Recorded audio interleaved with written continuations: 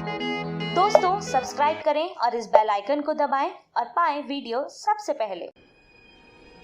मैं भारत को भारतीयता की मान्यता के आधार पर फिर से खड़ा करना चाहता हूं, उस काम में लगा उसको निकालने की बात है।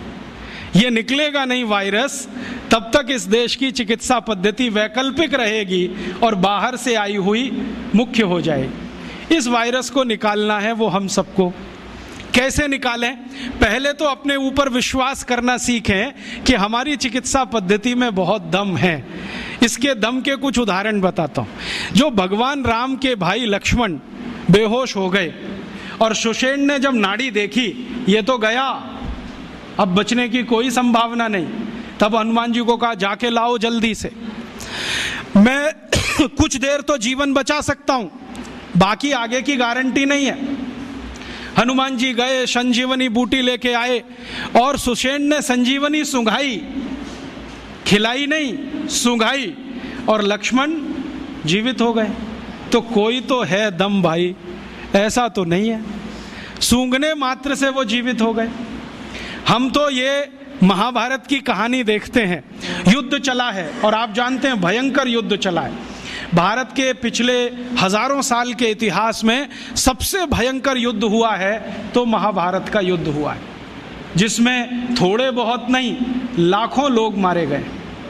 लेकिन उस युद्ध में बार बार हमें यह पता चलता है कि सवेरे से शाम तक युद्ध होता है, रात को सभी पालों के वैद्य अपने अपने घायल सैनिकों के घावों पर मरहम लगा रहे हैं, लेपन कर रहे हैं, और अगले दिन वो फिर युद्ध के लिए तैयार हो रहे हैं। ऐसी कौन सी चिकित्सा पद्धति दुनिया में है जो 12 घंटे में आदमी को लड़ने के लिए तैयार कर दे? और महाभारत की ऐसी एक नहीं सैकड़ों कहानियां, उसमें से तो एक कहानी मैं बताता हूं। कौरवों की कहानी जानते हो? 100 थे, एक माता के 100 पुत्र कैसे हो गए? एक माता के 100 पुत्र कैसे हो गए? और अद्भुत बात जो समझने की है, वो 100 के 100 सभी पुत्र एक जैसे, ऊंचाई में एक जैसे, चौड़ाई में एक जैसे, लंबाई सबकी बराबर, हाथों की लंबाई बराबर, शरीर सबका एक जैसा, चेहरा सबका एक जैसा। बड़ा मुश्किल पहचानना। तो ये तो भाई कोई क्लोनिंग हुआ हो तभी संभव है, वरना कैसे संभव है? अभी तो हम प्राकृतिक तरीके से जानते हैं कि 2 ट्विंस भी पैदा हो जाएं तो एक जैसे नहीं होते, लेकिन कौरव तो सबके सब एक जैसे। तो शायद उस समय कोई बड़े महान चिकित्सक रहे हों जिन्होंने गांधारी के रक्त में से कुछ निकालकर क्लोन कर दिया हो, या उनके गर्भाशय से कुछ निकालकर क्लोन किया हो, उसमें से ये कौरव पैदा हुए हों। तो ये क्लोनिंग की टेक्नोलॉजी तो 5000 साल पहले इस देश में थी। यूरोप तो अभी जान रहा है इसको, और यूरोप अभी तक भेड़ बकरियों पर प्रयोग कर रहा है। यहां तो आदमियों पर प्रयोग 5000 साल पहले हुआ। तो कोई तो दम होगा इसमें। हमारे सुश्रुत संहिता को आप जानते ही हैं, आप में से शायद किसी ने पढ़ा होगा, नहीं पढ़ा तो जरूर पढ़िए। सुश्रुत संहिता में बहुत साल से पढ़ता रहता हूं। हालांकि मेरा विषय तो इलेक्ट्रॉनिक्स है, लेकिन मुझे इसमें इंटरेस्ट है। जब जब मैं सुश्रुत संहिता पढ़ता हूँ, माइक्रो लेवल पे जब जाओ तो इतने तरह के उपकरणों के वर्णन उसमें हैं, इतने तरह के उपकरणों के वर्णन है सर्जरी करने के लिए, क्या आश्चर्य होता है। अगर सुश्रुत संहिता से एक एक उपकरण को निकालकर लिस्ट बना दी जाए तो आज के आधुनिक सर्जरी में जितने उपकरण हैं उससे कम नहीं है।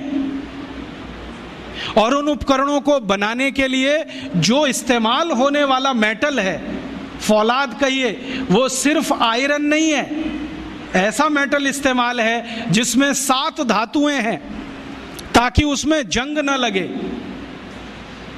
और आज के जितने भी अच्छे से अच्छे सर्जरी के उपकरण भारत में हैं, सभी में जंग लगती है, लेकिन सुश्रुत के उपकरणों में जंग नहीं है। तो इतने तरह के उपकरण उस जमाने में बनते थे। सुश्रुत का समय तो कोई आज का नहीं है, कम से कम 3500 साल का है। उस समय अगर ऐसे उपकरण बनते थे तो कोई तो दम होगा इस देश की चिकित्सा व्यवस्था में, ऐसे तो नहीं है। जब यूरोप में और अमेरिका में शरीर की नस काटकर रक्त बहा दो यही चिकित्सा है, उस समय इस देश में सुश्रुत की राइनोप्लास्टी रही। आपको मालूम है राइनोप्लास्टी भारत ने दुनिया को सिखाया है। और राइनोप्लास्टी के भारत में 1500 से ज्यादा केंद्र थे अंग्रेजों की ईस्ट इंडिया कंपनी के आने के पहले तक। उनके स्थान और पूरे वर्णन मेरे पास है और अंग्रेजों के दस्तावेज में से निकाले हुए हैं। भारत में सबसे बड़ा राइनोप्लास्टी का केंद्र था कांगड़ा। कांगड़ा कहाँ है? शिमला के आगे, हिमाचल में। और कांगड़ा और उसके आसपास में 700 केंद्र थे जो राइनोप्लास्टी सिखाते थे। दक्षिण में जबरदस्त केंद्र थे राइनोप्लास्टी के। मैसूर स्टेट है ना, मैसूर स्टेट में 150 से ज्यादा केंद्र थे आज से 200 साल पहले।